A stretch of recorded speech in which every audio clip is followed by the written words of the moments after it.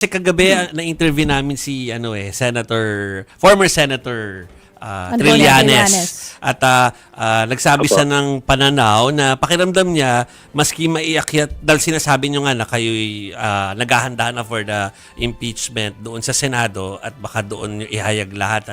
Sabi niya hindi siya naniniwala na kayo ay magpapakita doon or magpapakita ang Vice Presidente maski doon sa Senado. Ano po ang reaksyon niyo rito, Attorney Poa?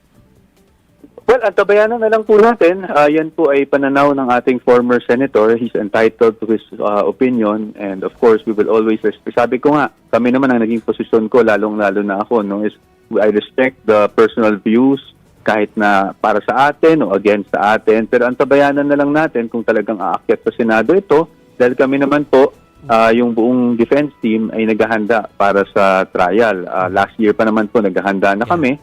So, tingnan na lang po natin yung mangyayari dahil ayaw ko rin naman pong pangunahan din ng camera sa magiging botohan man kung ito ay magkakaroon ng masasabing may probable cause or sa plenary ay magkakaroon ng enough votes, 1/3 votes para maiakyat ito. Pero kung maiakyat ito, kami naman po, hindi naman po kami yung magsasabi na handa kaming humarap doon kung hindi kami haharap, hindi ba? So I think siguro kaysa makipagdebate dahil hindi ko po talaga ugali ang makipagdebate sa media. I do not litigate my cases in the media. Let's just wait because as you've seen, kahit ako personally, I always follow the process, Yeah.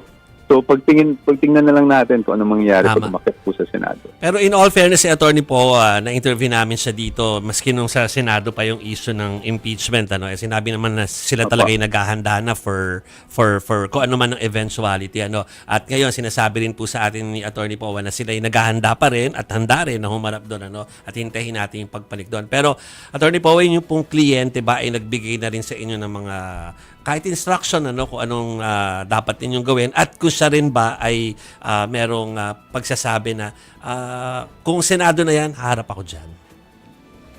Well, kasi po, meron naman tayong ongoing consultation parati sa ating kliyente, ang Vice Presidente. So, lahat naman ng bagay po ay napag-uusapan.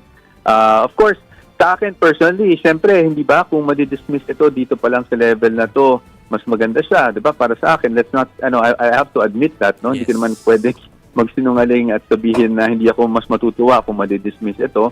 Pero kung umakyat man to sa Senado, kahit naman po last year ang ating Vice Presidente handa ng tugunan o dumisponde sa lahat ng mga aligasyon laban sa kanya.